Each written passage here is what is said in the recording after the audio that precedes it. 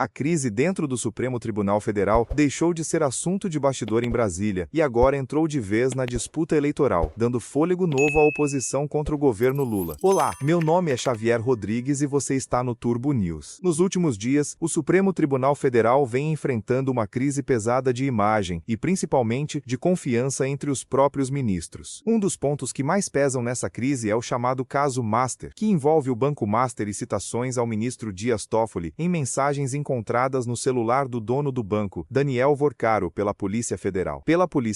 Diante dessas suspeitas, os ministros do Supremo fizeram uma reunião secreta, algo que, segundo quem acompanha o tribunal, é muito raro e só acontece em momentos considerados muito graves. Só que o conteúdo dessa reunião acabou vazando para a imprensa. De acordo com o que foi divulgado, os ministros discutiram o que fazer em relação a Dias Toffoli e também criticaram a atuação da Polícia Federal nesse caso. Depois do vazamento, começou a circular entre os próprios ministros a suspeita de que alguém teria gravado essa reunião secreta. E muitos olhares teriam se voltado justamente para Toffoli, embora ele negue com firmeza ter feito qualquer gravação. Esse clima de desconfiança foi descrito por integrantes do Supremo como fundo do poço, uma crise de confiança sem precedentes dentro da corte. Ministros trocaram mensagens perguntando se alguém tinha gravado, se houve traição ali dentro, e muitos se sentiram expostos politicamente diante da opinião pública. E antes de eu te contar como tudo isso está sendo usado politicamente contra o governo Lula, se esses bastidores do poder te interessam, já considera se inscrever aqui no canal para acompanhar os próximos capítulos dessa história. Essa crise interna do Supremo não ficou restrita ao mundo jurídico. Ela foi direto para o centro do debate eleitoral. De acordo com a análise divulgada, a direita e a oposição a Lula vêm usando essa situação para reforçar um discurso de desequilíbrio entre os poderes e de ativismo do STF. Há algum tempo, partidos de direita dizem que a prioridade é eleger senadores justamente para ter força para mexer no judiciário, seja propondo reformas, seja aumentando a pressão sobre ministros do Supremo. Com o Supremo desgastado, esse discurso ganha ainda mais força. A imagem da corte, que já vinha sendo alvo de ataques por causa das decisões sobre os atos de 8 de janeiro e pela condenação do ex-presidente Jair Bolsonaro por tentativa de golpe, fica ainda mais fragilizada. Outro ponto sensível é a percepção, em parte do eleitorado, de um alinhamento entre o Supremo e o governo Lula ou o Partido dos Trabalhadores. Esse discurso ficou mais forte depois de falas públicas de Lula elogiando o julgamento do STF que condenou Bolsonaro, o que, na visão de alguns analistas, passa a ideia de proximidade excessiva entre executivo e judiciário. Com a crise do Banco Master e toda a confusão em torno de Dias Toffoli, esse quadro complica ainda mais. O Supremo passa a ser alvo não só da direita, mas também a gerar desconforto entre diferentes setores da classe política. Isso ajuda a reforçar a narrativa de que ninguém controla mais o STF e de que seria necessária uma reforma profunda do sistema de justiça. Segundo a coluna, estrategistas eleitorais avaliam que esse cenário é favorável à oposição. O motivo é que o discurso antissistema e contra as instituições costuma atingir mais quem está no poder, no caso, o governo Lula. Diante disso, o próprio Lula tenta se afastar dessa crise específica do STF. Há uma orientação para que ministros e aliados do governo evitem comentar publicamente o conflito interno da corte, justamente para não assumir esse desgaste. Ao mesmo tempo, o presidente já sinalizou que não é contra discutir uma reforma do judiciário. Essa abertura é vista como uma tentativa de tirar força do discurso da oposição, mostrando que o governo estaria disposto a debater mudanças, e não apenas defender o Supremo como está hoje. A disputa pela próxima vaga no STF também entra nesse jogo. O Senado, que já vinha em atrito com o governo em outros temas, usa esse ambiente de crise institucional para aumentar a pressão sobre futuras indicações, sobre sabatinas e sobre a relação com o Planalto como um todo. Com tudo isso junto, crise interna no STF, tensão com o Congresso, condenação de Bolsonaro, prisões de aliados, discussão sobre anistia e sobre penas. Um tema que deveria ser mais técnico e jurídico vira combustível direto para a eleição. Essa situação do Supremo mostra como qualquer crise entre as instituições, no Brasil de hoje, rapidamente vira arma de campanha e mexe no equilíbrio entre os poderes. Se você quer continuar acompanhando como esses conflitos entre STF, governo e Congresso podem influenciar sua vida e as próximas eleições, se inscreve no canal, deixa o like e comenta aqui embaixo o que você pensa dessa crise. Sua participação ajuda nosso trabalho e faz esse debate chegar a mais gente.